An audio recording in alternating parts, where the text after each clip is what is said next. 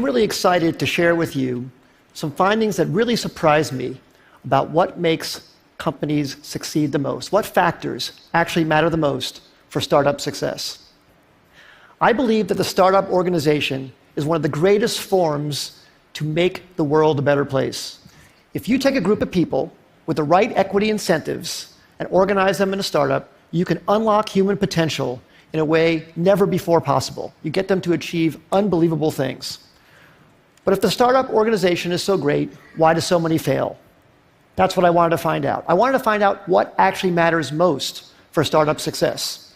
And I wanted to try to be systematic about it, avoid some of my instincts and maybe misperceptions I have from so many companies I've seen over the years. I wanted to know this because I've been starting businesses since I was 12 years old, when I sold candy at the bus stop in junior high school, to high school when I made solar energy devices, to college when I made loudspeakers, and when I graduated from college, started software companies.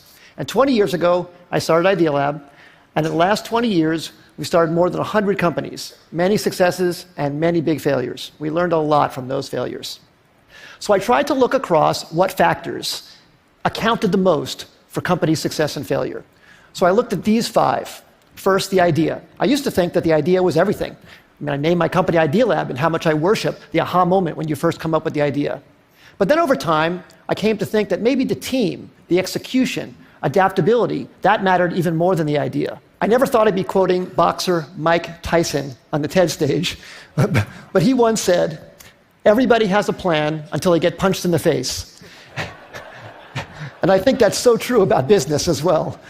So much about a team's execution is its ability to adapt to getting punched in the face by the customer. The customer is the true reality. And that's why I came to think that the team maybe was the most important thing.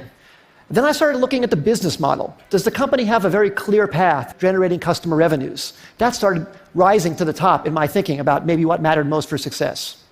Then I looked at the funding. Sometimes companies received intense amount of funding. Maybe that's the most important thing.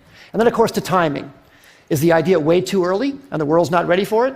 Is it early, meaning you're in advance and you have to educate the world? Is it just right, or is it too late and there's already too many competitors? So I tried to look very carefully at these 5 factors across many companies. And I looked across all 100 Idea Lab companies and 100 non-Idea Lab companies to try and come up with something scientific about it.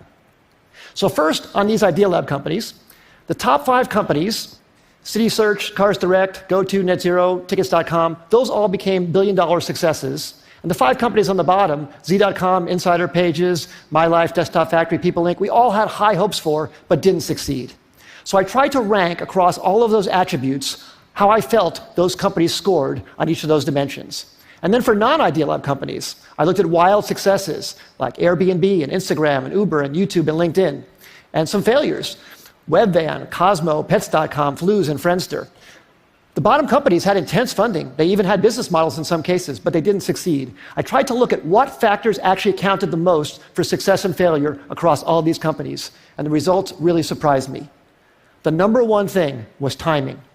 Timing accounted for 42% of the difference between success and failure. Team and execution came in second, and the idea, the differentiability of the idea, the unique idea, that actually came in third. Now, this isn't absolutely definitive. It's not to say that the idea isn't important. But it very much surprised me that the idea wasn't the most important thing. Sometimes it mattered more when it was actually timed. The last 2, business model and funding, made sense to me, actually. I think business model makes sense to be that low because you can start out without a business model and then add one later if your customers are demanding what you're creating. And funding, I think, as well. If you're underfunded at first, but you're gaining traction, especially in today's age, it's very, very easy to get intense funding. So now let me give you some specific examples about each of these. So take a wild success like Airbnb, everybody knows about. Well, that company was famously passed on by many smart investors because people thought, no one's going to rent out a space in their home to a stranger. Well, of course, people proved that wrong.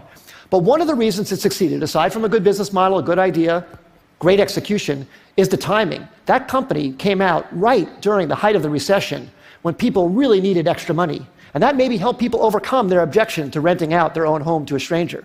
Same thing with Uber. Uber came out, incredible company, incredible business model, great execution too, but the timing was so perfect for their need to get drivers into the system. Drivers were looking for extra money. It was very, very important. Some of our early successes, CitySearch came out when people needed web pages. GoTo.com, which we announced actually at TED in 1998, was when companies were looking for cost-effective ways to get traffic. We thought the idea was so great, but actually the timing was probably maybe more important.